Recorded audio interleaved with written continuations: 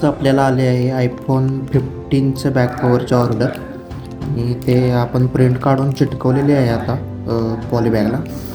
आणि हे अशी नोट लिहून आपण बॅक कवर ह्याच्यात टाकायचं आहे. पॅकिंग करूया आणि भेटूया.